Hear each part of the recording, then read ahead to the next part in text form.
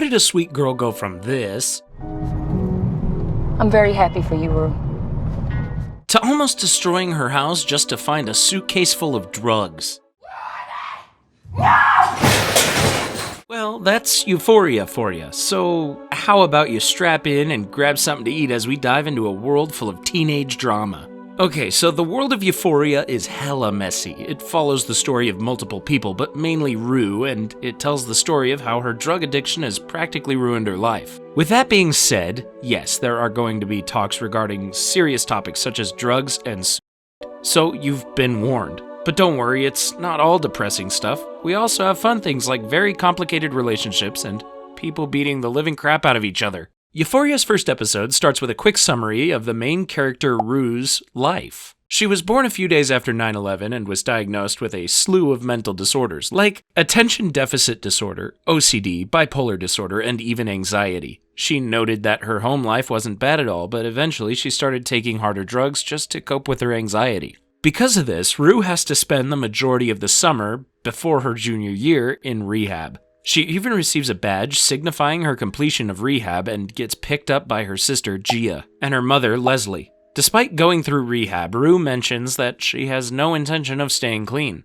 Yeah, that's great. On the way home, she sees Jules, who just moved into town. And a few days later, Rue meets up with a dude named Fresco, who's apparently her drug dealer, and asks if Ashtray is around. You see, Ashtray is Fresco's younger adopted brother, and we'll get all into that later. For now, Rue buys some drugs, new ones that she hasn't tried yet, and bounces. Yeah, I can't even pronounce the names of these, medications. Once outside, Rue spots Nate, a popular start quarterback of the football team at her school. There's another person with him called Chris McKay, also known as just McKay. Side note, McKay is also a football player. The two plan to throw a party at McKay's house. However, McKay is a little hesitant because he doesn't want his mom to find out about it. As the two talk about the party, they run into Jules, who's biking on the road. Nate pulls up beside Jules and starts talking to her obscenely, which Jules just answers with this. Nate, chill, bro. Come on, man.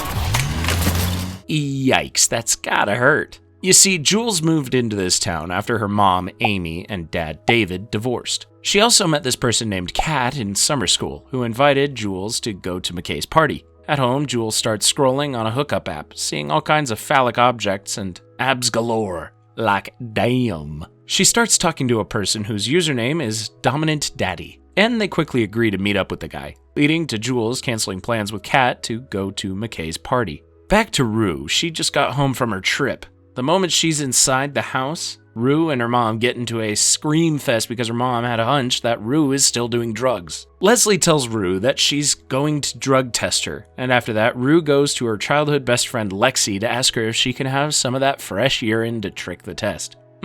Yeah.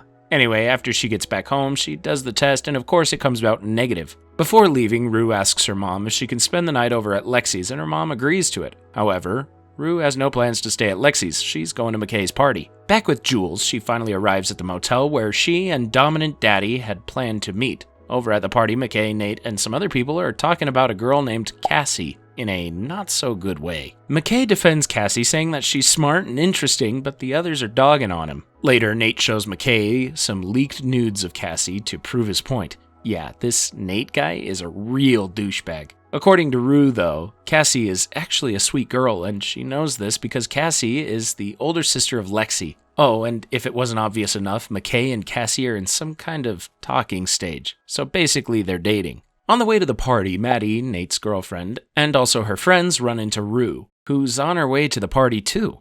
Kat is with Maddie as well, and along with a third girl who's probably not that important. So anyway, they pick Rue up and go straight to the party. Back to Jules, she ditches her hookup, this old dude, right after they do it. You see, Jules is trans, and the old guy she was hooking up with is probably gay or bi. I don't know. Anyway, now that that's out of the way, Jules bikes over to McKay's party. The party? Well, it's getting weird. Basically, Nate hooks up with someone to make Maddie jealous, and Maddie does the same. Kat is also busy, and Fez approaches Rue and tells her that he's scared of her dying because he's seen a lot of people die from the drugs they're doing. He asks her to quit it because it just isn't the answer. Then Rue shares something regarding her past. Apparently, when she was 11 years old, she suddenly couldn't breathe. The family called for an ambulance, and when she got to the hospital, she was given liquid Valium to calm her down. When the medicine hit, she said that the world went quiet and realized that it was the feeling she had been looking for her whole life. 2 years later, her dad died of cancer, and the panic attacks stayed.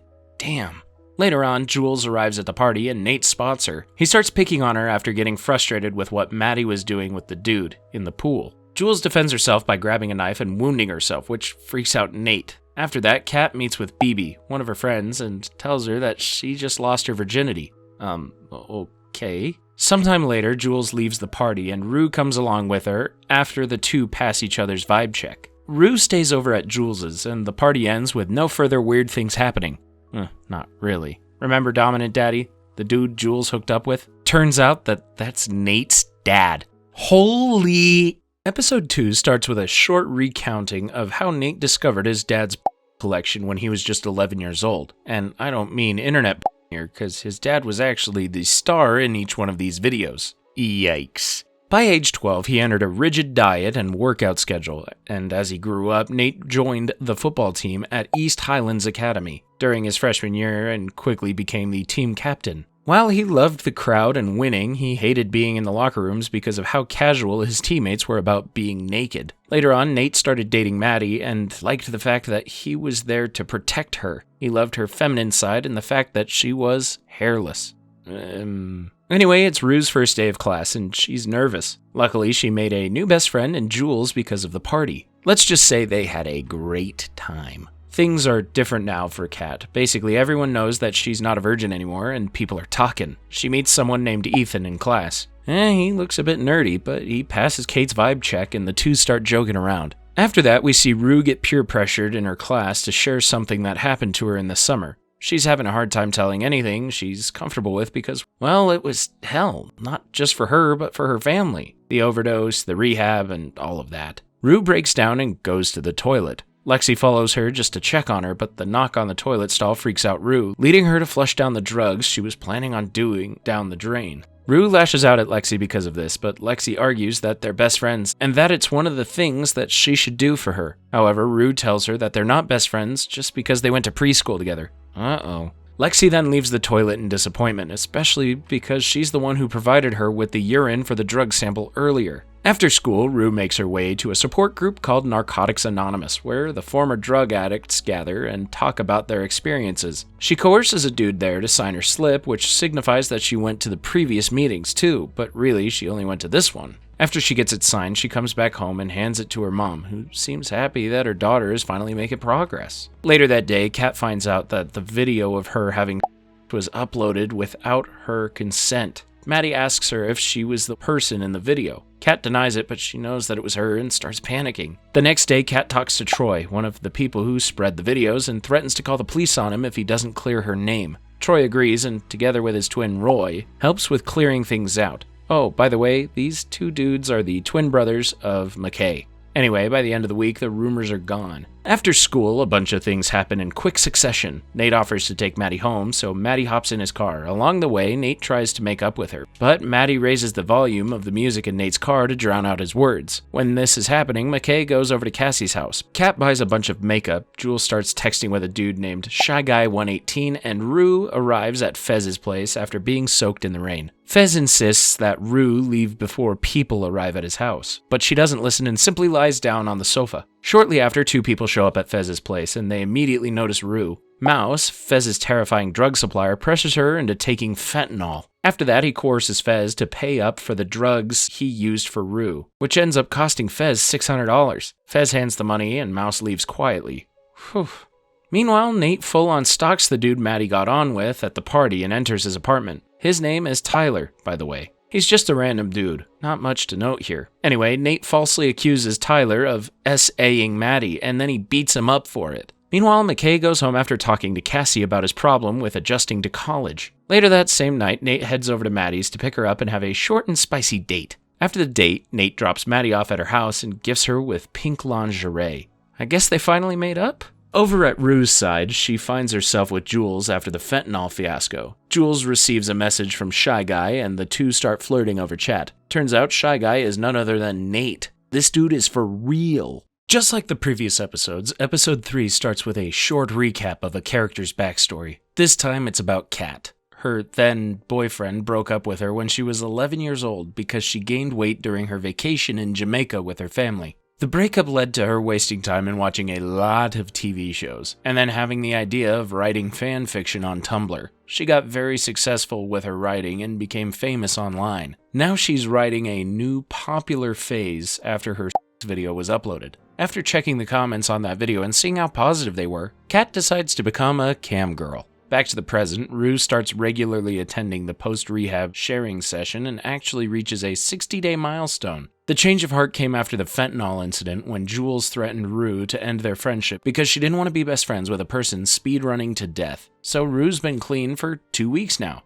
Not 60 days, but still 2 weeks. She's doing it more for the people around her instead of herself. Meanwhile, Jules is starting to fall in love with Shy Guy, aka Nate, over text. Yikes. Back with Kat, her life as a cam girl starts to thrive with a dude named Johnny DMing her and asking her for feet pics. This dude, Johnny, even tells Kat that he'll pay up front. Because of this, Kat heads over to the Fez to ask about Bitcoin for, privacy. The next day, Jules is still fawning over Shy Guy and asks Rue to take some artsy nudes of her to send over to her newfound love. Rue agrees, but she's still kind of confused about her feelings towards Jules. In the middle of the photography session, Rue gets a glass of water and spots a few narcotics on the table in Jules' house. She grabs some and tells Jules she's leaving to go to Narcotics Anonymous, also known as NA. Rue takes the tablet she stole and heads over to the venue. Now, we know that she's completely lying. Remember when she said she was clean for 2 weeks? Nope. All of that went to the trash after she took those pills from Jules' place. Allie, another former addict and Rue's sponsor, realizes this and confronts her outside the venue. Side note, a sponsor is someone who's also a member of the Narcotics Anonymous who's in the advanced stage of recovering from drug addiction. They form a relationship with a sponsee, a person in the early stages of recovery, to help them with their recovery. Anyway, Rue's conversation with Allie makes her realize just how traumatic it is for her sister to find her collapsed on the floor because of a drug overdose. Rue then heads home and spends some time with Gia. Then it's Kat's time with the Skype call connects, and it's some fat dude into shaming kink. Kat acts like a dominatrix, and she kinda likes it. Soon after, she starts receiving money from the guy. Finally, Maddie starts noticing that Nate has been receiving lots of texts, and decides to check his phone. She finds a collection of other people's pics, weirding her out. So Maddie starts questioning Nate's sexuality and asks Kat some questions about that spectrum of sexuality. Of course, Maddie doesn't reveal that it's about Nate. Kat, on the other hand, got herself some new clothes and switched her style the next day at school, looking fiercer than ever, right after finding her confidence as some sort of dominatrix. Then Rue and Jules' relationship starts to complicate after Jules tells Rue that she's meeting up with Shy Guy at the Carnival happening on Saturday. Rue insists that it might be dangerous for her to go, which disappoints Jules because she thought Rue would be happy for her after finding out the news. Jules doesn't go to class the next day, which leads to Rue going to her house and making up. Whoops, it's complicated again because Rue just kisses Jules. Rue leaves right after that and heads over to Fez for some drugs because she had a up day. But Fez denies her entry and tells her that he won't help her kill herself. Rue goes on a full-on breakdown in front of Fez's house, but Fez stays strong and leaves Rue alone. With no other choice, Rue calls Allie. In episode 4, we get a quick background story once more for Jules. This time, at 11 years old, she was tricked by her mom into getting admitted to a psychiatric hospital. And by 13, she had already started transitioning. By 16, she's already hooking up with people, and when things get rough, Jules would disassociate and pretend that she was simply a character in a movie or a novel. The episode fast forwards, and we get to the present time where Jules is head over heels for Shy Guy, aka Nate. We then head over to Rue, who's now trauma dumping on Allie. He doesn't care, and he gets right to business, asking why she called him. Rue explains about the Jules situation and how it's become awkward for the two of them now, prompting Allie to ask her how she's processing her emotions. Rue realizes that Allie is trying to link her infatuation with Jules to drugs and argues that this is a good thing. Allie replies that drugs also feel good the first time you try them. Fast forward a few days and the carnival finally happens. All the main characters are enjoying it. Kat is with Jules, Rue is with Gia and Lexi, McKay is with Cassie, and Nate sends Maddie home because apparently she's not dressed appropriately. It's just too much for his conservative parents who already don't like her and see her as a distraction. Jules spots Rue while at the carnival and leaves Kat to join her. Gia also goes to meet some friends, leaving Lexi a third wheel, especially after Gia mentioned that she thinks Rue is in love with Jules. Kat? Well, she happens to run into Ethan. Cassie and McKay arrive at the Jacobs stall, where Nate Jacobs' entire family is present and serving their county-famous chili. Nate asks if Cassie and McKay are dating, and McKay says they're just chillin', which, much to Cassie's disappointment. Wow, this guy's an idiot. Cassie fights McKay because why the heck would you say that you guys are just chilling? And McKay tries to explain why, but Cassie just walks away. Good for her. Cassie sits somewhere and meets Maddie, who still hasn't gone back home to change, and I don't think she's going to. The two of them purchase some Molly from Fez and Ashtray and start tripping. While this is happening, Jules finally meets Nate's dad, Cal Jacobs, outside of their hookup. She points at him, telling Rue that's the person she met up with at the motel, and Rue doesn't believe it, as Cal made a name for himself as the person who owns half the town and is a conservative. You know, all that jazz. Jules proves it by showing up at the Jacob stall and making Cal nervous, resulting in him dropping the chili his family is selling. After that, Rue receives a phone call from her mom asking about Gia's whereabouts because she's not answering her phone, leading to Rue and Jules separating to search for her. As the carnival draws to a close, things start happening simultaneously. Maddie comes over and causes mayhem at the Jacobs chili stand, telling Nate off for asking her to change. Nate grabs her and takes her someplace private, seriously hurting her in the process. Nate says that he's done with her, but she finally confronts him about the pics she saw on his phone. Nate's tone immediately changes to regret, and he asks Maddie not to tell anyone about it, and that he's going through something. Maddie promises not to, but that just raises more questions than answers. After that, we see Cassie going on to ride the carousel with Daniel, another classmate, and she has fun. Lots of fun, actually. Meanwhile, Kat hooks up with a dude named Luke after her date with Ethan abruptly ends, because she thought that Ethan was flirting with a random girl while she was away. A huge misunderstanding on her side. Rue finds Gia with Troy, Roy, and some other people doing weed. Rue manages to take her away and make her promise to not do weed again, and Cal finds Jules alone and approaches her, begging her not to say anything about their relationship, as it will ruin his life. Jules tells him that she'd never had the intention to, much to Cal's relief. After Cal has left, Jules receives a message from Shy Guy asking if she wants to meet up in about 30 minutes. Well, the meetup finally happens, and it's nothing Jules expected. No. I'm not trying to hurt you. I'm not. I know. Nate asks her to keep quiet about Shy Guy and not to ruin his life, or he's going to report her to the authorities for filming and distributing CP. Remember, they're all 16-year-olds at this point. Basically, it's mutually assured destruction for the two of them. After the meetup, Jules heads over to Rue's house for a sleepover. Rue repeatedly asks her if she's okay. Jules simply shakes her head. Rue doesn't pry any further. Then, just before the episode ends, a montage of moments between the two plays, and they start hardcore making out.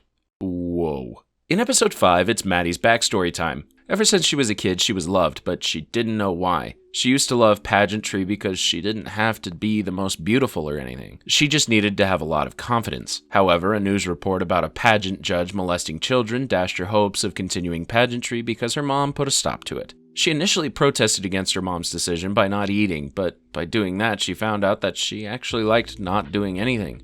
Maddie then went on to study rich women her mother served as an esthetician, and decided to become one of them. In high school, she and Nate got together. The relationship was loving at first, but we all know how that turned out. She literally has strangulation marks on her neck because of what Nate did to her at the carnival. Back to the present time, Maddie's strangulation marks become a huge problem in the school real quick. Maddie tries to use concealer to hide the marks, but the rough weekend, the drop in serotonin from the Molly she took, and being on her period causes her to pass out in her first class. The teacher calls for the paramedics and they see the marks. This leads to the principal talking to her about them and calling her parents. The police get involved after Maddie's mom tells the principal that she'll press charges, leading to the police calling for Nate's parents. And yeah, Maddie doesn't want any of it. Kat, on the other hand, had an epiphany on the night at the carnival while she was having Luke. Basically, she now thinks that all men are pathetic, which kind of gives her a lot of confidence. In school, she sits beside Ethan, but she's still mad at him for what she saw at the carnival, and Ethan has no idea what the heck is going on. Cal finally arrives at the school and talks to Nate. He asks him if he actually strangled Maddie, and Nate denies it. The family gets escorted out of the school by the police. Rue and Jules sees it, but have no idea what's happening. Rue jokes around and asks Jules if she thinks Nate knew she had his dad, but Jules doesn't appreciate it and asks Rue to not tell anyone about it. This somehow leads to Rue and Jules talking about their lives and how Rue's is, well, depressing. Her first kiss was when she was 12 with a boy she didn't like because she wanted to get it over with. Oh, and she lost her virginity at 15 after taking 2 Xannies and then drinking a beer. Yeah, I told you, depressing. Later that day, Maddie finds herself in the police station's interrogation room where they're taking pictures of the strangulation marks after quite literally handcuffing her to the table. In the next room, investigators interrogate Nate about the happenings during the night of the carnival. He mentions that he will never hurt Maddie. Also, for some reason, he reveals that Maddie took Molly and he knows Maddie has been with other guys during the times they've broken up. Yikes. After his time at the police station, the principal suspends Nate while the investigation is still happening. Over at Rue's, after she had a good talk with Ali, she finally admits to NA that she's been lying every time she shared a story. However, this time she's for real clean for 13 days because of Jules. Rue also messages Lexi and apologizes for not being a good friend. She tells her that she's going to make it up to her. Speaking of Jules, her dad asks her if she and Rue are a thing, and she denies it. It's kind of complicated between the two right now. Later that night, Cassie and McKay have a sincere conversation about the current state of their relationship, and by the end of the day, they're back to being teenage couples. On to Kat, she's currently hooking up with Trevor, a dude who works at a local mall. Maddie, on the other hand, is not looking so well. Her parents keep on telling her that Nate does not love her, but she insists that he does, despite how very toxic he is. She leaves her house and calls Kat, asking if she can stay over, but Kat says she's busy, you know. For Rue, Lexi, and Jules, the three of them go to a roller skating rink. Lexi tells Jules that Rue's current happy mood is all thanks to her, and Jules tells her that she's going to the comfort room, but her face looks like she's somehow frightened of something. The same night, Cal meets another hookup, Minako, at the same motel where he and Jules met, and he just starts trauma dumping on her, asking questions about whether the things he does will affect his kids, even if he kept them hidden, all that kind of stuff. He's terrified that Nate might follow in his footsteps. After talking to Minako, he leaves the hotel. Funny enough, Maddie receives a message from Nate asking her to go to the same hotel. Nate and his father narrowly miss each other, and our toxic couple finally reunites. Yay?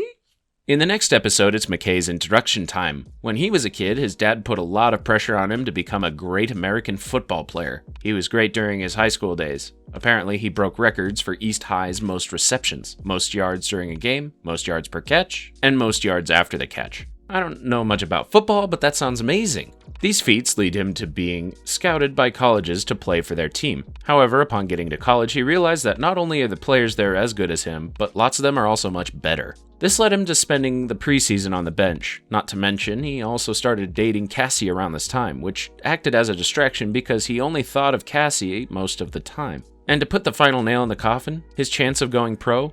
Not too likely. Back in the present, Rue, Lexi, Kat, and Jules attend a Halloween party together. However, both Rue and Lexi are starting to notice that Jules is acting a little bit weird. Cassie is also at the party, talking to Daniel, the guy she was with at the end of the carnival. Oh, by the way, Cassie and McKay are fighting right now because she dressed in something that showed too much skin at a different party she and McKay attended earlier. Wild stuff, I tell ya. Nate, on the other hand, is planning a way to get his life back on track. He got temporarily expelled as part of the aftermath of the thing with Maddie, which led to his family having a bad image, even to the point where they were being denied to eat in restaurants. Back at the party, Rue spots Gia with Troy smoking weed. Rue takes him to a room and threatens to call her messed up rehab friends if he ever gives Gia weed again, or if he goes past first base. Troy gets scared crapless and leaves the room. After that, Rue spots Fez at the same party and apologizes for the messed up stuff she said during her breakdown a few days ago. You know when Rue told Fez that he made her an addict? Yeah.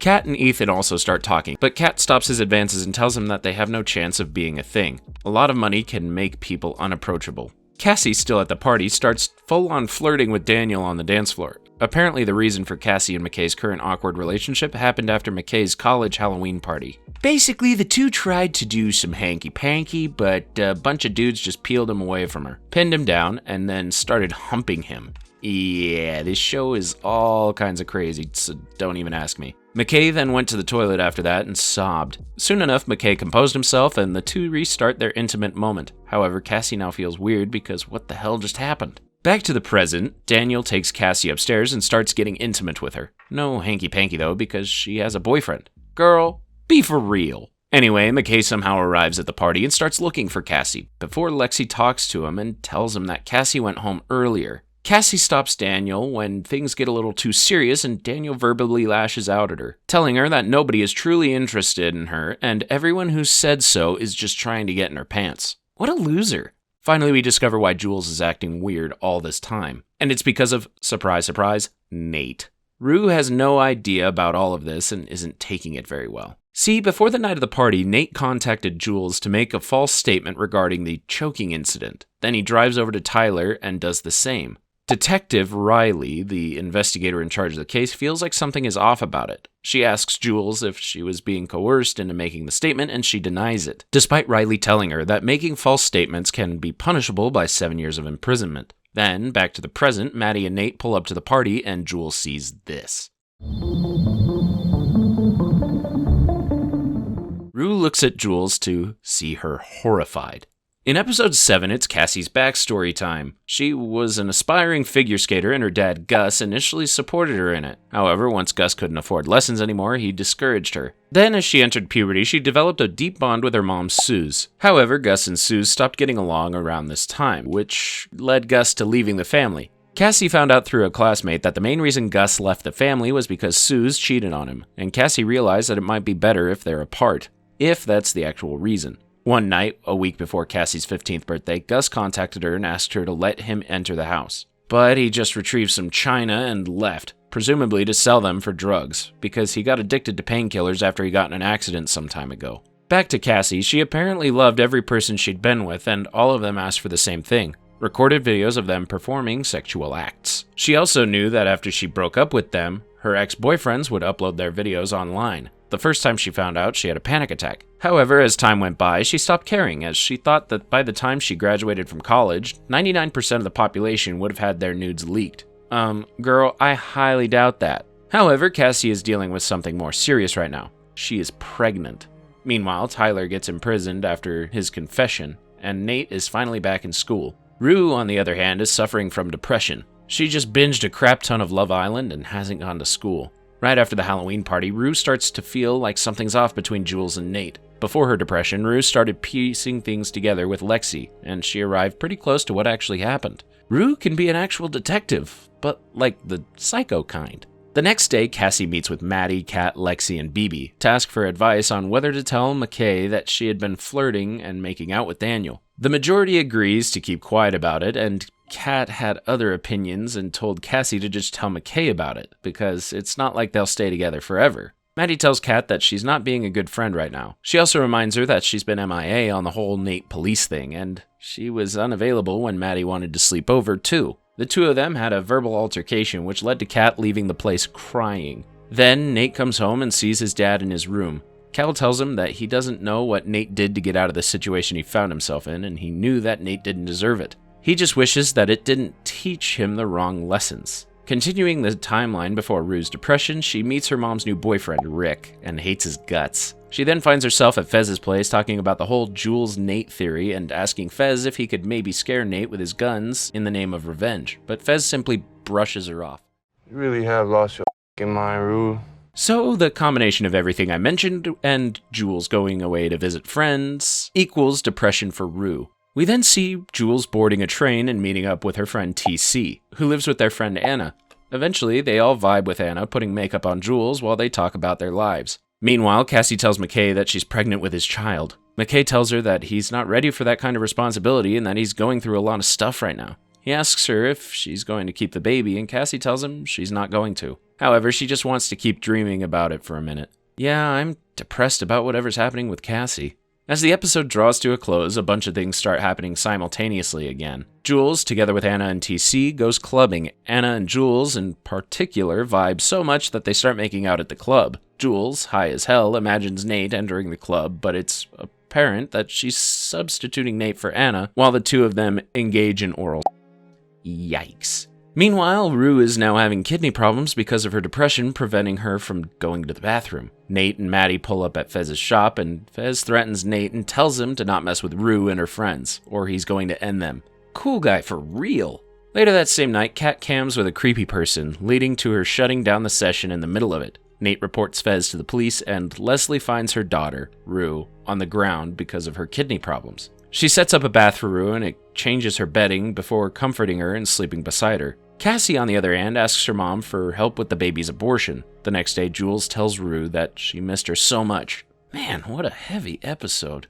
In the final episode of the first season, Rue gets treatment for her kidney infection. Jules also starts hanging out with Rue again, and even visiting her while she's still in the hospital. One particular night, Jules starts dressing Rue up and putting makeup on her while recounting the stuff that happened during her weekend with TC and Anna. Rue gets uncomfortable after hearing that Jules hooked up with Anna, but the two of them start vibing again after hurling profanities at the non-present Nate. It's currently the winter formal for Rue and the others, and our main characters go to it with their own baggage behind their happy masks. Rue is still struggling with her relationship with Jules, Kat and Maddie are still kind of fighting, and Cassie's relationship with McKay is still on the weird side. All of this sits behind Leslie's narration of how Rue's addiction affected her and the family. Nate and BB arrive at the party, and it's revealed that Nate and Maddie are fighting again. Apparently, when the two were doing hanky-panky some days ago, Nate couldn't get hard.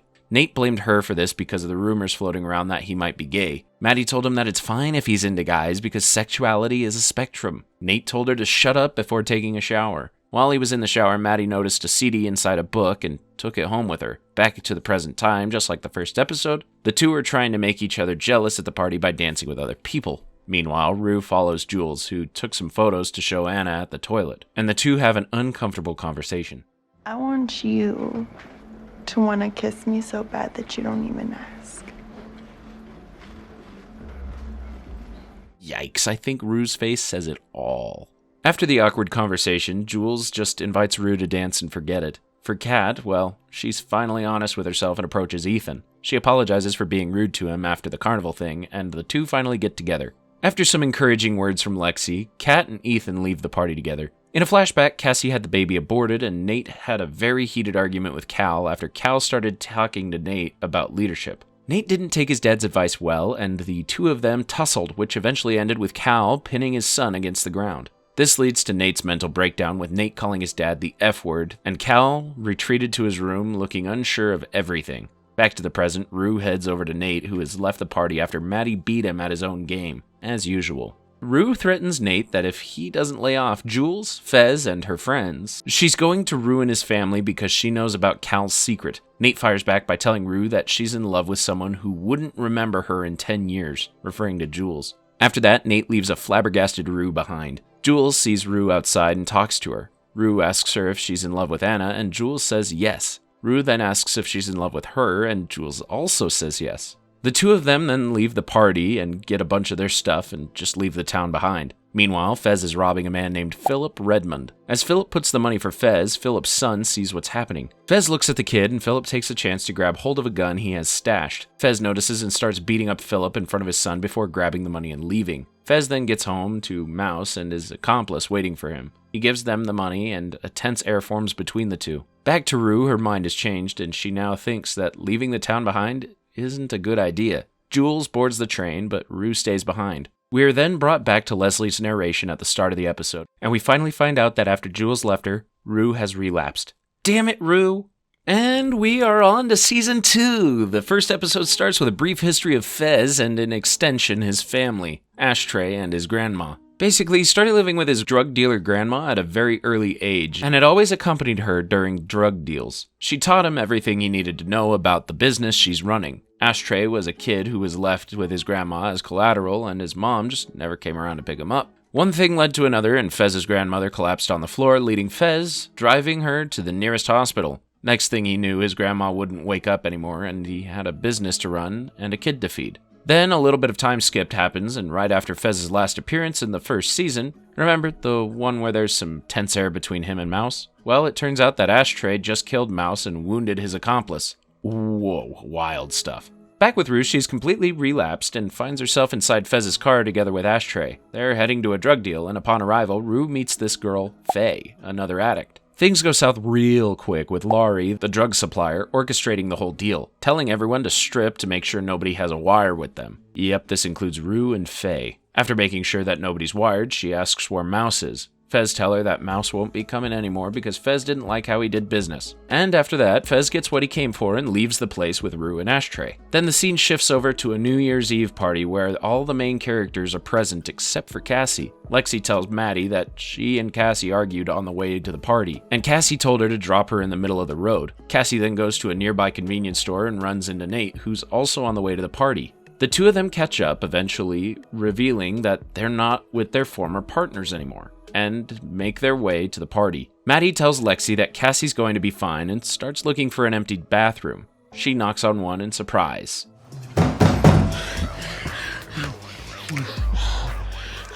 Yep, Nate and Cassie are making out, and Cassie's freaking out because Maddie is knocking non-stop. Maddie repeatedly knocks on the door and recognizes Nate's voice. She tells him to open up because she needs to pee, and after some time, Nate leaves the room and Cassie hides inside the bathtub, behind the shower curtain. Maddie enters the room and does her job. Unfortunately, though, there is no toilet paper in the bathroom, so Maddie has to wipe with a dirty cloth. After she's done, she throws that cloth toward the bathtub and it lands right on Cassie's face. Ew. Wait a minute, is the cloth actually Nate? Well, anyway, Rue, on the other hand, is still avoiding Jules and finds another person doing drugs at the party. The two of them start doing their own thing, and Rue tells the dude to check her pulse because she thinks she might be having cardiac arrest. The dude asks her if she wants him to call the ambulance for her, and Rue tells him to get the Adderall in her socks and crush it for her. Around the same time, Jules starts looking for Rue at the party. Finally, Maddie leaves the bathroom, giving Cassie the chance to slip out. McKay, who arrived while Nate was making out with Cassie in the bathroom, spots Cassie. McKay asks her if they want to talk some more. Cassie agrees and leaves with McKay. Then Jules finally spots Rue near the campfire. McKay and Cassie have a conversation about their relationship, and McKay is trying to get back with her. However, Cassie tells him that she thinks she shouldn't be anyone's girlfriend right now. Cassie adds that she doesn't think she's a good person, implying that she cheated on him during their relationship. McKay leaves the room heartbroken and runs to Nate, who asks him if they had in the room. McKay denies it, but Nate makes things weird by asking where he came and if he used a condom. Oh, jeez. Over to Jules, she sits beside Rue and asks her when she relapsed. Rue tells her that it's right after she left her. After that, Ashtray taps her and says they're going. Meanwhile, Fez is actually having a great time. See, while all of the other things above are happening, he's making a great conversation with Lexi and even got her number. However, it's payback time. Fez strikes up a conversation with Nate. Nate, a little confused, reminds Fez that the last time they talked, Fez said he'd kill him. Fez replies that it's a new year, implying that he has forgiven him. This lowers Nate's guard, and Fez takes advantage of this by hitting him with a bottle and beating the living crap out of him before McKay and another dude pull him away from Nate. The next episode follows the events of episode 1, with McKay, Cassie, and Maddie carrying a messed up Nate to the car to bring him to a nearby hospital. While that happens, Nate realizes that he's actually in love with Cassie. He thinks that if he met Cassie instead of Maddie, maybe his life would be a little better. Nate can even imagine building a family with Cassie, but there's no point imagining stuff like that when he knows that Maddie has that cursed CD he took from his dad. We then cut to Rue and Jules sharing a kiss at the start of the new school year. Elliot, the dude Rue met at the New Year's party, comes up and Rue introduces the two to each other. Rue tells Elliot that Jules is her girlfriend. However, Rue's scared that Elliot might just start talking about drugs and ruin her life. Because surprise, surprise, leading up to the first day of school, Rue had been hanging out with him and taking lots of drugs. She also thought that Elliot is cool because he makes quite a bit of cash selling his beats online. On the other hand, Cassie has been experiencing some form of low-grade depression since her breakup with McKay. She has also been feeling guilty regarding her affair with Nate. Maddie, on the other hand, still likes Nate and has been taking care of him while he's at the hospital. One day, Maddie calls Cassie and tells her that Nate just sent her a very cute message, and it is then revealed that Maddie has been working as a babysitter. Maddie likes babysitting and likes the kids that she has worked with. However, her favorite part is trying out the dresses and accessories her current, very rich employer has. One night, she almost gets caught wearing them, but luckily she puts everything back on in time. Then we return to the current time, where Maddie and BB ask Kat about her relationship with Ethan. Kat tells them that they're having a great time before Kat leaves the two and cries in front of her locker, because it turns out she's lying. She's not satisfied with the relationship anymore. Also, Nate got out of the hospital a few days before the first day of school. Cal asked Nate what happened at the party, but Nate told him that it was a completely unprovoked attack. Cassie immediately calls Nate after hearing that he got out, but Nate just wants to go back to the hospital rather than deal with her mental breakdown. Yeah, she's scared of Maddie right now, and the only way Nate was able to stop Cassie's rambling was by saying that they could meet up next week. However, Nate warns Cassie that if Maddie finds out about them, she's going to kill her. Scary stuff. Back to the present, Jules is upset with Rue over her relationship with Elliot and tells her that she knows she has a crush on him before leaving. Elliot sees this and asks if he got her in trouble. Rue says yes, and he suggests maybe they should go do some drugs. Cassie arrives home and finds Cal and Marcia waiting. They don't believe the attack on Nate was unprovoked and think Cassie has answers. Cal threatens to involve the police and search their messages, which could expose her and Nate's relationship. Under pressure, Cassie folds and says Fez did it. Lexi gets angry at Cassie, partly because she's grown fond of Fez. Meanwhile, Faye is now living with Fez and Ashtray. Apparently, she pushed the manager of the hotel where she and her boyfriend Custer were staying, so Custer asked Fez to let her stay with them for a bit. After the thing with Cassie, Lexi realizes that she had been passive her entire life. Remember the night when Fez messed up Nate? Yeah, she thought about that for a long time. She realized that she had never dared to say anything to stop Fez. So, she's working on fixing that by finally taking some initiative back in her life. Back to Rue, Jules invites her over for dinner at her house, but she has NA, so she declines. However, she heads straight to Elliot to do some drugs while waiting. She starts opening up about herself to Elliot, and Elliot starts asking if it's good that they became friends.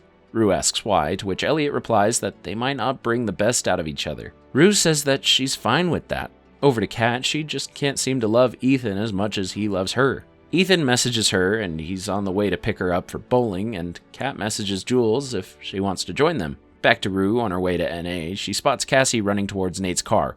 Uh-oh.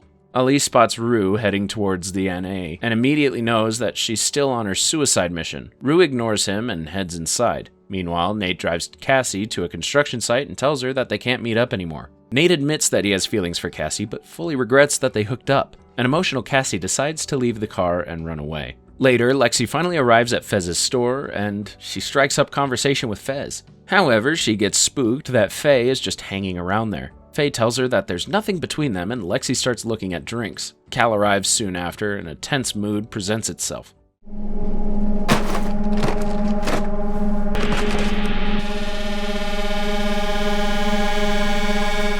Back to Nate and Cassie. Nate finds Cassie and the two hook up for some reason. To top it off, Nate asks Cassie how she could ever look Maddie in the eye again. Bro, I thought you regretted hooking up with her. Meanwhile, Ali introduces himself to Rue's mom and finds out that Rue is hiding the fact that she's still doing drugs. Back to Nate, he arrives home to find that his dad is waiting in his room. Cal asks him to tell him why the drug dealer beat him up, and Nate says that he's looking out for him. Nate tells him that he knows about Cal's relationship with Jules after Jules told Rue and Rue told Fez. Cal is speechless and tries to apologize to Nate, but Nate tells him that he doesn't need his apologies. Then Cal asks Nate if he has the missing disc, but Nate simply stares at him. Oh boy.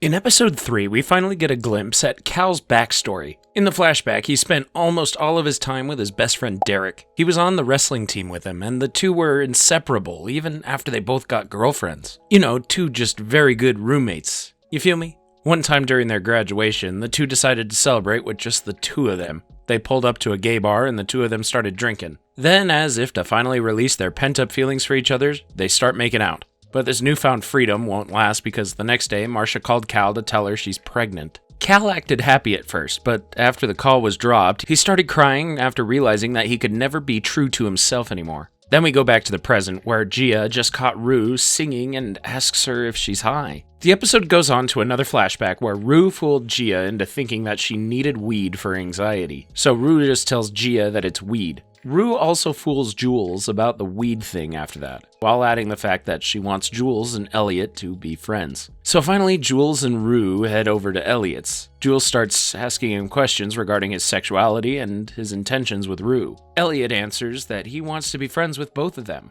Jules looks at him and realizes that he's not being sarcastic when he says that. Rue and Jules then leave Elliot's place, and Rue runs into Cal. The two share an awkward stare before Cal pushes the pedal to the metal and gets away. Back at school, Lexi talks to Vice Principal Garcia about the play she's writing and whether it could be staged. Then another flashback plays. See, after the Fezco stuff, Lexi figured that she's been acting like an observer, so she started writing a play that essentially puts her as the main character. As Lexi began writing her play, Cassie also began waking up at 4 a.m. to spend hours doing an intense beauty routine and get Nate's attention at school. It wasn't going well until she started dressing and looking like Maddie. Yikes. This put us back to the present, where Lexi asks the vice principal about her play. Rue, Jules, and Elliot also start hanging out with each other a lot. Rue still keeps the fact that she relapsed from Jules, but after she runs out of cash and drugs, she starts looking for a way to do drugs for free. But it's Cassie who's having the hardest time right now. Basically, she's near the tipping point and she's being eaten by guilt because she's been having sex with Nate every Friday for the past 3 weeks, essentially entering Maddie and Nate's messy relationship. Heck, in one of their sessions, she even said that she's happy that she's his secret and she can't tell anyone. Girl, what the f? Meanwhile, Kat meets Ethan's parents for the first time for dinner, and things get a little weird after Ethan's mom asks Kat to tell her about herself. Kat gets nervous because she feels like there are right or wrong answers, so she tells her that she's still figuring that out, making the dinner awkward. Cal, on the other hand, starts putting a plan together to shut Fez up after Nate told him that Fez knows about his tapes. Oh boy. Meanwhile, Lexi's play generates quite a bit of interest, and a bunch of people show up to audition. She also asks Bobby for help, just a new girl from whom she shares a deep hatred of Oklahoma with. While that's happening, Cal starts to stalk Faye and gets caught by Ashtray. Ashtray brings him to the house and roughs him up. Cal says that he just wants the disc Fez has. Fez gets confused and tells him that he has no idea about the disc. Cal realizes that his son manipulated him and he leaves the house after promising that Nate wouldn't bother Rue and her friends again. Over to Jules and Elliot. Jules asks Elliot if he has a crush on Rue. Elliot says yes, but he tells her that Rue is probably not interested. He then goes to ask if Rue's a sexual person, to which Jules says no. Speaking of Rue, she talks to Laurie about her foolproof drug plan. It's basically just turning her and her friends into drug runners. Laurie agrees and gives her a suitcase with $10,000 worth of drugs. Before Rue leaves, Laurie threatens to traffic her if she screws her over. Rue shows up at the NA with a suitcase, and Ali immediately knows that something is off. Ali confronts Rue and asks what she's hiding in the suitcase. Rue starts being defensive, and the two enter a verbal argument, which ends in Ali getting disappointed in Rue and leaving her. Rue comes back home with the suitcase and starts doing fentanyl. Meanwhile, Nate doesn't meet with Cassie that Friday night because he's with Maddie at her employer's house. Episode 4 starts with Jules eating Rue, but Rue is hella high and doesn't feel anything. So, in an attempt to make Jules not feel bad, she fakes an orgasm. Jules realizes this and asks Rue if she just faked it. Rue lies and tells her that she didn't. Then the scene shifts to Elliot and Jules talking. Jules tells Elliot all about it and the two start joking around. Some sexual tension forms between the two and they start making out. Yikes. However, Elliot's phone vibrates, letting him know that Rue's outside his place, so their session ends. Uh-oh. After that, the episode treats us to a flashback. Remember when Nate didn't pick up Cassie in that last episode? So apparently Nate and Maddie actually talked about their relationship and they're kind of back together. Cassie finds out about this and gets angry at Nate. She tells him that she wouldn't have done the things that they did if she knew Nate still wanted to get back together with Maddie. She tells Nate that he and Maddie are toxic and that they shouldn't be together. And then she adds that she's going to do everything she can to make sure they don't get back together.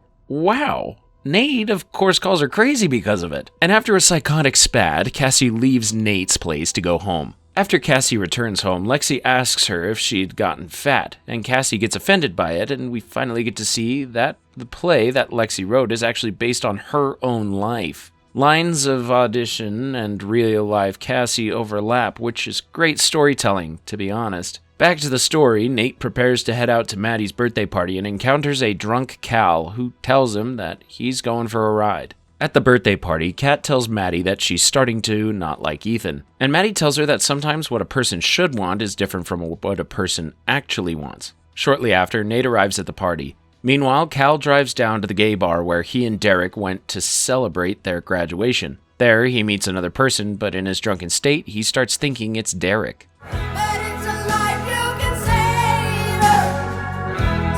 This show feels like a fever dream sometimes. While this is happening, Rue, together with Elliot and Jules, is driving home after stealing some beer from a store. An argument happens between Jules and Rue, because Jules doesn't like seeing Rue drink that heavily. Rue, now drunk, tells Jules that she can't stand her, which results in Rue asking Elliot to drop her off in the middle of the road. While all this is happening, Cassie is tearing it up and drunkenly dancing at Maddie's birthday party, and both Lexi and Nate start to get worried for her. Rue manages to get home, and as soon as she reaches her room, she starts taking pills from the suitcase she received from Laurie. Not the best idea, Rue. Over at the party, Cassie joins Maddie and the others at the sauna. Maddie and Nate start fighting after Nate says that they're not together. We're not back together.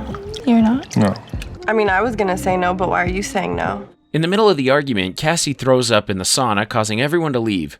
Oh, yikes, what just happened? Meanwhile, Jules, together with Elliot, arrives at his house. She takes a shower to cool her head from her argument earlier with Rue. At the bar, Cal starts trying to wrestle people. It was his sport back in high school, and he even boasts that he's the national champion. However, the bartender calls the bouncers on him and bans him from entering the bar again. Then, at Fez's house, Custer drops by and says that Mouse's partner has been asking questions about Mouse's whereabouts, which freaks out Fez. On to Jules this time, she just finds out that Rue isn't sober at all. Elliot has been feeling guilty about hiding it from Jules, so he just tells her straight up. Speaking of Rue, she starts hallucinating a funeral and eventually finds out that it's her funeral. Back to Cal, he gets home and starts pissing on the house's foyer, leading to his family getting out of the rooms and checking out what's happening. Then Cal starts talking about secrets, double life, and even admits his secret life to his family. I had sex with a man for the first time when you were in your mama's belly. Cal turns to Nate and points at him and says that he's the biggest regret. Finally, he takes one family picture hung up on the wall and leaves home with it. Episode 5 starts explosively with Rue freaking out about her suitcase being gone. Rue starts searching around the house and pushing down furniture just to find it. And as she does, Rue's mom, Leslie, tells her that she found out that Rue wasn't clean from Jules. Rue lashes out even more, telling Leslie that the suitcase isn't hers and she'll be in a lot of trouble if she can't find it. Finally, Jules steps in after listening to the commotion. She tells Rue that they flushed everything down the toilet. Rue walks over to the living room and finds out that Jules and Elliot were there the whole time. Rue argues with Jules, telling her that they're done, before breaking down in the middle of the corridor. Seeing this, Elliot regrets telling Jules anything, saying that it wasn't his position to rat Rue like that. Finally, Leslie approaches Rue and asks her if she can take her to the hospital to get her clean. Rue agrees, and the family starts packing Rue's things. On the way to the hospital, Rue admits that she relapsed immediately after rehab. Leslie tells Rue that she shouldn't be thinking of that right now and focus on just getting back to the rehab. Rue and Leslie argue again after Rue finds out that they're going to the rehab instead of the hospital, and Rue goes on a whole tangent, telling Gia and Leslie that if they don't do the intervention, she would have offed herself the next month.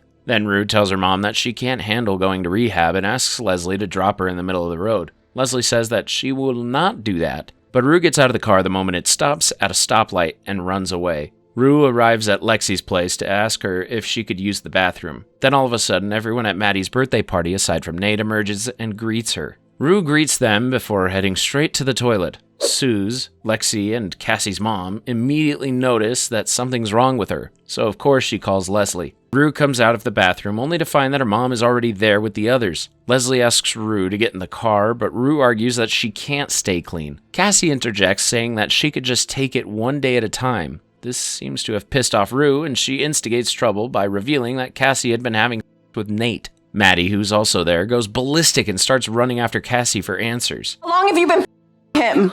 Rue? When was this? Rue takes advantage of this and leaves the house, escaping yet again. Rue then heads over to Fez's house and does the same shtick. She asks Fez if she could use their toilet and then goes to try and check if she can pilfer some pills to satiate her withdrawal. Rue goes on to try and steal some pills from Fez's grandma, but Fez spots her and throws her out of the house. No. You gotta go. Back on the streets, Rue spots a random couple who have left their garage door open for a little too long. Rue slithers in and grabs some cash and jewelry before she hears the couple coming back because their plans got canceled. Rue quickly hides under the bed to avoid their detection. The woman notices that someone might have broken in and asks her partner to grab the gun, and the dude starts checking under the bed. Rue and the dude lock eyes, causing the dude to get startled. Rue uses this opportunity to get out of the house. What the hell, Rue? You could have died!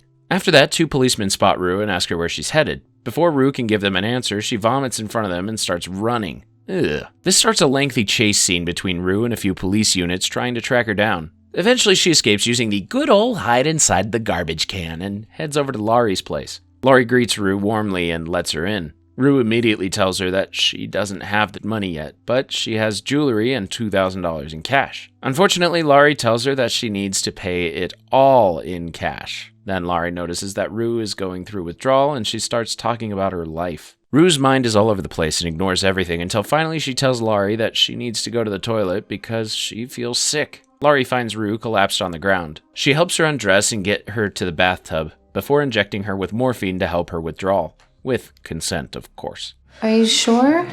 Yeah, I'm sure. Okay.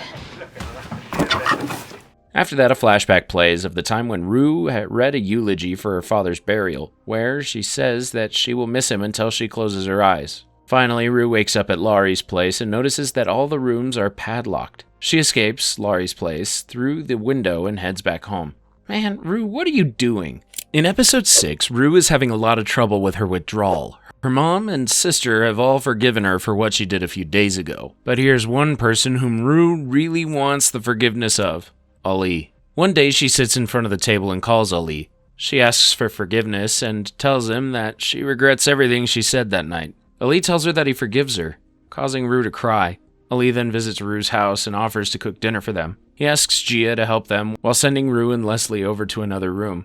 As the two prepare the ingredients, Ali tells Gia that it's fine for her to get angry at Rue. Meanwhile, Nate's newfound happiness from being away from his dad is shattered when he realizes that Maddie already knows about him and Cassie. Knowing he has finally crossed the line with her this time, he figures she's going to do something with the discs she got from him. Maddie calls Kat and tells her about her plans to get back at Cassie and Nate, putting Kat's date with Ethan at a pause. After the call, Kat and Ethan start talking about their relationship, and Kat starts lying to Ethan to break up with him. She literally starts telling him that she has a terminal brain disorder. Ethan smells the from a mile away and breaks up with Kat. Over to Cassie's house, her mom, Suze, asks Lexi to hide a bowl full of knives and pointed objects because she believes that Cassie might resort to self-harm. With all the stuff that's happening around her, Lexi starts to think that her play might actually cause more problems. Then, in a flashback, we find out that Lexi and Fez hung out and talked about her play. Fez asked her what it's about, and Lexi told him that it's about girlfriends growing up together and growing apart. Basically something that's happening to her right now. Back to the present, Cassie tries to rationalize that she's not a cheater by saying that Nate and Maddie weren't together when they were doing it. Lexi and Suze are not having it and brush her off. They make it clear to her that what she did to Maddie was not okay. Later, Cassie tries to wound herself with a bottle opener, but Suze stops her. Lexi goes to check on her and realizes that the reason Cassie ratted on Fez is because of their affair. Nate, on the other hand, is having a conversation with his mom that's starting to get tense. Marcia tries to figure out where it all went wrong with Nate, saying that he was a sweet boy. Then all of a sudden, at age 8 or 9, he turned dark. Hey, I agree, he has some problems. I feel like you're trying to say something without saying it. I'm not. Back to Maddie, she's not just angry with Nate and Cassie, but she's also heartbroken and depressed. She and Samantha, her employer, who has nice dresses, share a moment at Samantha's house. As Maddie starts telling her what happened, Samantha goes on to share that she did the same thing to her best friend before, which makes Maddie a little sad. Samantha tells her that she used to be a mess until she met her current husband. Since then, she stopped looking for fights and toxic relationships. Maddie turns to Samantha and tells her that she might not get over this, to which Samantha brushes her off and tells her that she's still 18 and that she'll be fine. Finally, Maddie asks Samantha if she and her friend ever made up, and Samantha tells her no. Then we go back to the Lexi and Fez flashback. While Lexi and Fez were watching a movie, Faye went out to throw the trash. Seeing her, Custer called out to her to tell her that he was cooperating with the police to find out who killed Mouse. In the present time, Nate breaks into Maddie's house and waits for her to come home from her babysitting job. Then, right after Maddie enters her room and changes clothes, Nate threatens her with a revolver he found at Cal's office. He asks Maddie where the disc is, but Maddie feigns ignorance. Then he starts playing Russian roulette with Maddie, which eventually makes Maddie give in to the threat. She tells him that the disc is in her purse. Nate retrieves the disc, tries to apologize to Maddie, and then leaves. Maddie then starts sobbing on her bed, traumatized by what just happened. On the way home, Nate stops at Jules' house and gives her the disc. Nate apologizes to Jules for everything that he's done to her and tells her that she didn't deserve it. Finally, just before Jules leaves, he tells her that everything he said on text was true. Jules replies that she was also telling the truth back then. After Jules leaves, Nate picks up Cassie and brings her to the Jacobs household to live with him for a while. Meanwhile, Rue, Leslie, Ali, and Gia are all enjoying dinner. Rue tells everyone that she had a lot of apologizing to do, but she'll say it after she completes rehab. Gia is skeptical that Rue is actually going to stay clean. After Ali leaves, Gia asks Rue if she can sleep on her bed tonight. The camera then pans over to Leslie, who receives a call from the hospital and starts begging them to allow Rue to be admitted to the inpatient care. Okay, she needs to be in an inpatient, not just the detox. She needs to be put back into rehab. No, don't. Please listen to me. In episode 7, finally, Lexi's play is on, and everybody from East High plus their parents gather in the theater to watch it. A very familiar scene plays out.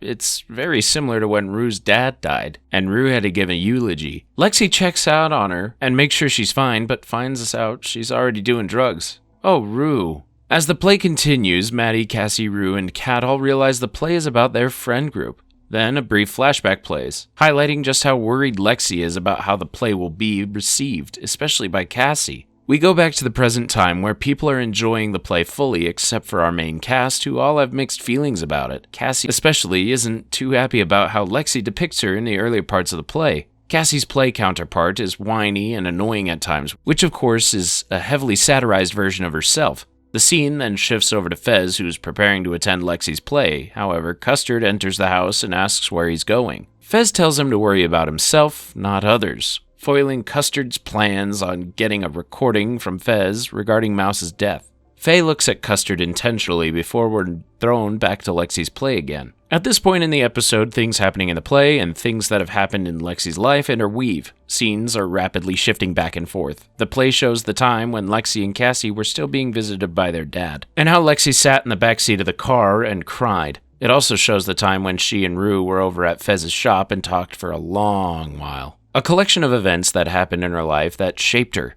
Suddenly, a flashback plays of Rue and Gia sharing a bed. Gia asks her sister if she was ever worried that she would forget about their dad as she grew older, and Rue admits that she does. After that, we switch to the play and we see Suze, Gus, Cassie, and Lexi dancing happily. Suze and Cassie are emotional at the audience's seats as they watch this scene play out in Lexi's play.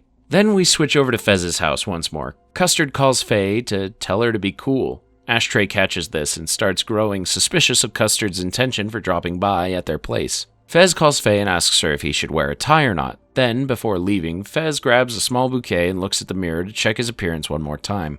Back to Lexi as the play goes on, she keeps on looking at an empty seat in the audience, presumably for Fez. All of a sudden, in a flashback, Rue reveals that ever since the intervention, she and Jules have not spoken to each other. Not just that, she also had a hard conversation with her mother. Leslie told Rue that when she turns 18, she's going to be out of the house. She said that she's going to focus on Gia instead, who's having trouble with her academics. Damn. Finally, Leslie put a period on that conversation by telling Rue that if she's going to have to choose between losing one daughter or both daughters, she's going to choose the former. Back to the play, Lexi also shares that she didn't like Maddie at first when Maddie and Cassie became best friends. It wasn't until Maddie stayed in their house for an extended period of time because Maddie's parents kept on fighting that she got to know Maddie and started liking her. Then another flashback plays, and this time it's when Maddie confronted Cassie after Rue revealed Cassie and Nate's relationship to everybody. You're a coward, and I would have never done this to you. I would have never done this to you. Yikes, damn. As the play goes on, a bunch of things start playing left and right, so rapid fire. In a flashback, we see that Nate had a nightmare where Cal essayed him.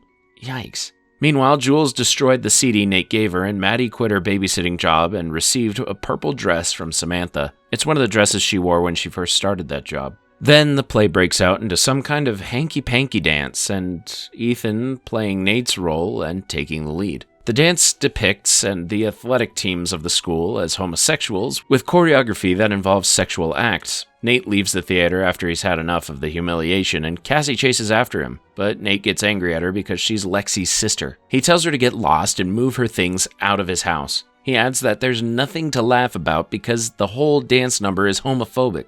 Cassie returns to the entrance of the theater, peeking inside with tears flowing down her cheeks. Episode 8 continues with Fez's situation from the last episode. Just before leaving to watch Lexi's play, Ashtray and Fez find out that Custer is there to record a conversation about Mouse's death to rat them out. Ashtray goes on the offensive and stabs Custer with a box cutter on the neck, which forces Fez to help. Then he grabs the phone and dips it in a nearby cup to stop the recording. Back to Lexi. She's starting to worry about Fez's empty seat while Cassie enters the theater once more. Susie notices her face and worries about what will happen next. Cassie heads straight to the stage and wreaks havoc. She calls out Lexi for airing her dirty laundry. She goes on to tell Lexi that she's just an observer because she's not lived life. Ouch. Suze comes up onto the stage to try and defuse the situation, but it doesn't work. Before leaving, Cassie asks Lexi if they're at the part where she steals Nate. Lexi tells her that it's not in the play, but Maddie has had enough of Cassie's.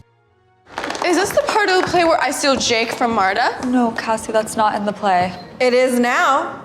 Hearing that, Cassie tries to explain that Maddie and Nate weren't together, but Maddie keeps interrupting. Suze momentarily pauses the argument, but Cassie hits her breaking point when the play starts satirizing her infamous carousel scene at the Carnival. Cassie storms the stage to attack the actress, and Maddie charges after Cassie. The fight continues, ultimately forcing Cassie, Maddie, BB, and Kat out of the theater. Then a flashback starts playing. It's when Rue visited Elliot's house after the intervention. She told him that she's forgiven him because his ratting her out might have actually saved her life. She also apologizes for her actions that day. Elliot accepts it and plays Elliot's song, an original composition. Finally, Elliot asks if they could still be friends, but Rue denies it, saying that it was he who said they weren't good for each other. Back to the play, Bobby finds Lexi in the backstage area, distraught. Bobby tells her that she told the audience it's part of the play, but Lexi loses confidence and says that the play is a disaster. Bobby encourages her by saying that it could be boring, which is worse. Then she says that art should be dangerous.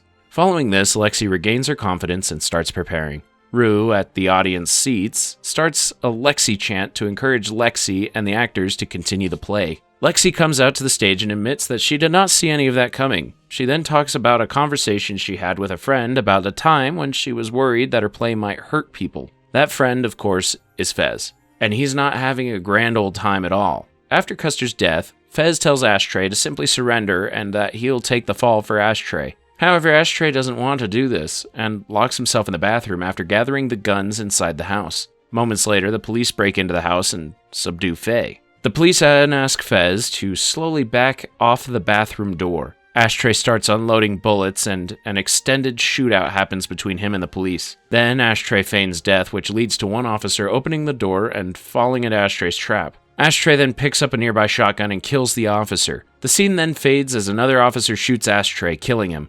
Damn.